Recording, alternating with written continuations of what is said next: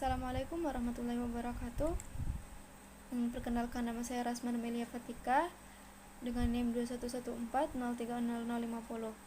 Dan di sini saya akan menjelaskan materi kedua Pancasila, yaitu saya dari kelompok 2 dan saya akan menjelaskan materi kedua, yaitu Dasar Negara Pancasila. Dan di sini saya akan membahas 4 materi, yaitu Panitia Perumusan Pancasila, nilai, moral, dan yang kedua nilai, moral, etika, dan norma, dan yang ketiga PPKI dan pengesahan dasar negara, dan yang keempat beberapa ujian terhadap Pancasila. Lanjut saja kepada materi pertama, yaitu Panitia Perumusan Pancasila. Kemerdekaan diraih melalui perjuangan panjang dan penuh liku-liku, dengan pengorbanan harta, benda, jiwa, dan raga. Pada 17 Agustus 1945 yang merupakan titik perjuangan bangsa Indonesia. Kemerdekaan secara de facto belum cukup. Dukungan dan pengakuan dunia internasional secara de jure sangat dibutuhkan. Salah satu syarat untuk diakui oleh dunia internasional bahwa negara mereka wajib memiliki undang-undang negara dan dasar negara. Perumusan Pancasila sebagai dasar negara dimulai pada sidang pertama, yaitu sidang BPUPKI. Pada sidang kedua disampaikan hasil rumusan Pancasila oleh Panitia 9 yang dikenal dengan Piagam Jakarta. Sebagai falsafah negara, tentu Pancasila ada yang merumuskannya. Peran Pancasila sangat penting untuk negara karena dapat membangun bangsa negara Indonesia. Pancasila juga merupakan sumber energi sebagai kekuatan dan sekaligus sebagai pedoman dalam memperjuangkan kemerdekaan, menjadi alat pemersatu kerukunan berbangsa, dan sebagai pandangan hidup sehari-hari bagi bangsa Indonesia. Masa persidangan BPUPKI yang pertama dilangsungkan pada tanggal 29 Mei 1945 sampai tanggal 1 Juni 1945. Sidang BPUPKI pertama berlangsung selama 3 hari. 3 tokoh yang tampil menyampaikan gagasan atau usulan sebagai calon dasar negara. 3 tokoh tersebut yaitu Mr. Muhammad Yamin pada tanggal 29 Mei 1945, dan yang kedua ada Mr. Supomo pada tanggal 31 Juni 1945, dan yang ketiga ada Insinyur Soekarno pada tanggal 1 Juni 1945. Dan dalam gagasan atau usulan ini Insinyur Soekarno menyampaikan bahwa usulan yang beliau beri bisa diperas lagi menjadi Trisila, dan jika ingin diperas lagi bisa lagi menjadi Ekasila yang berarti gotong royong. Insinyur Soekarno menyampaikan usulan ini secara lisan dan tanpa membawa teks.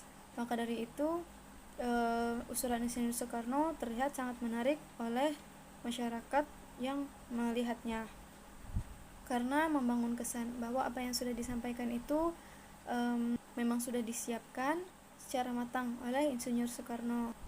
Lalu berikutnya sidang BPUPKI kedua pada tanggal 10 Juli 1945 sampai 16 Juli 1945. Sidang ini dilanjutkan untuk membahas usulan dari 3 tokoh yang sebelumnya pada tanggal 29 Mei 1945 tersebut. Pembahasan atau sidang tersebut tidak dihadiri oleh seluruh anggota BPUPKI, namun telah ditetapkan 9 tokoh. Ke-9 tokoh ini kemudian dikenal dengan Panitia 9 yang diketuai oleh Insinyur Soekarno dan diwakilkan oleh Dr. Andes Muhammad Hatta. Melalui rapat tersebut, Panitia 9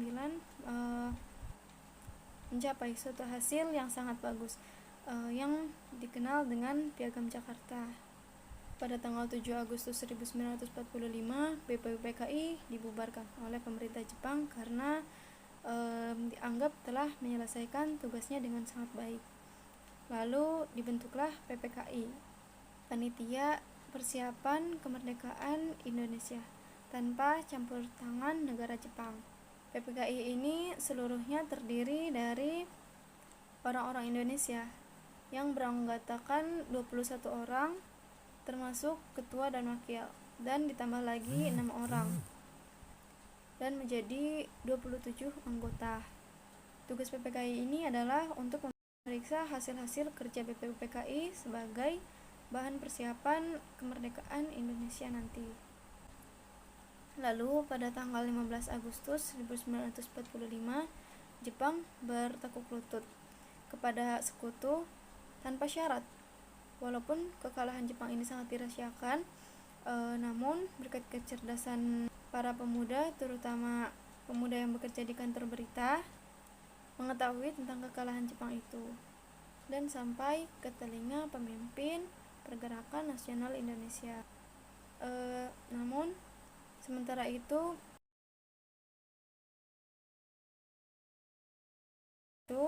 pihak sekutu memerintahkan pelucutan kepada Inggris untuk melakukan pelucutan senjata kepada Jepang. Namun Inggris tidak segera dilakukan. Akibatnya terjadilah kekosongan wilayah atau kekosongan kekuasaan, vacuum of power di Indonesia.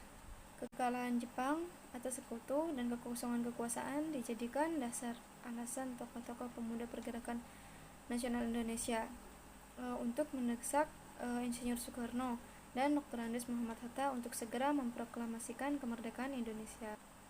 Lalu materi berikutnya yaitu materi kedua yaitu nilai, moral, etika, dan norma. Nilai ini merupakan arti nilai itu sendiri berdasarkan objek, dan moral itu merupakan suatu aturan tingkah laku yang telah disepakati dan diterapkan oleh masyarakat. Pancasila merupakan moral bangsa yang mengandung arti sumber tertib negara maupun masyarakat. Dan berikutnya yaitu etika. Etika adalah adat kebiasaan yang menyelidiki perbuatan manusia untuk membedakan antara yang baik dan yang buruk. Dan yang berikutnya yaitu norma. Norma ini adalah aturan atau larangan yang telah disepakati berfungsi untuk menertibkan kelompok masyarakat. Dan materi berikutnya yaitu PPKI dan pengesahan dasar negara. PPKI ini diketuai oleh Insinyur Soekarno dan diwakilkan oleh dan wakilnya itu Dr. Andes Muhammad Hatta yang sudah saya jelaskan tadi. Dan tugas PPKI yaitu mempersiapkan kemerdekaan Indonesia. Pada tanggal 14 Agustus 1945, Jepang menyerah tanpa syarat pada sekutu dengan memanfaatkan kekosongan kekuasaan. Sebagai akibat menyerahnya Jepang kepada sekutu, bangsa Indonesia mengusulkan suatu keputusan kemerdekaan Indonesia yang berlangsung pada 17 Agustus 1945. Sebagai akibat menyerahnya Jepang kepada sekutu, bangsa Indonesia mengusulkan suatu keputusan kemerdekaan Indonesia yang akhirnya berlangsung pada tanggal 17 Agustus 1945. Naskah resmi teks proklamasi dibacakan oleh Insinyur Soekarno dan ditandatangani oleh Insinyur Soekarno dan Dr. Andes Muhammad Hatta yang bertindak atas nama bangsa Indonesia. Guna menyelenggarakan tatanan bernegara, maka tanggal 18 Agustus PPKI mengadakan sidangnya yang pertama, dan dalam sidang tersebut telah menghasilkan dan mengesahkan Undang-Undang Negara Dasar Kesatuan Republik Indonesia yang terkenal dengan sebutan Undang-Undang 1945. Undang-Undang Dasar 1945 yang diawali dengan pembukaan. Lalu batang tubuh. Bagian pembukaan berisikan pokok-pokok pikiran yang tersusun atas 4 alinea. Batang tubuh tersusun dari 16 bab dan 37 pasak ditambah 4 pasal aturan peralihan dan 2 ayat aturan tambahan. Pada alinea keempat lah dari pembukaan Undang-Undang 1945 itulah yang tercantum rumusan Pancasila sebagai dasar negara yang meliputi 1. Ketuhanan yang Maha Esa, 2. Kemanusiaan yang adil dan beradab, 3. Persatuan Indonesia. 4. Kerakyatan yang dipimpin oleh hikmat kebijaksanaan dalam permusyawaratan perwakilan. 5. Keadilan sosial bagi seluruh rakyat Indonesia. Lalu materi yang terakhir yaitu adalah beberapa ujian terhadap Pancasila. Perjalanan sejarah Pancasila sebagai ideologi sering diterpa banyak sekali peristiwa. Salah satu sejarah yang kelam terjadi dalam gerakan 30 SPKI 1965. Ideologi Pancasila tetap bertahan sebagai satu-satunya ideologi yang digunakan oleh negara Indonesia. Ideologi Pancasila merupakan ideologi terbuka secara dinamis serta dapat menyesuaikan perkembangan zaman yang terjadi di dalam maupun di luar negeri, baik dari segi perubahan sosial maupun dalam bentuk perubahan atau dikenal dengan revolusi. Terima kasih, mungkin segitu saja materi yang bisa saya sampaikan. Mohon maaf bila ada kata-kata yang salah. Wassalamualaikum warahmatullahi wabarakatuh.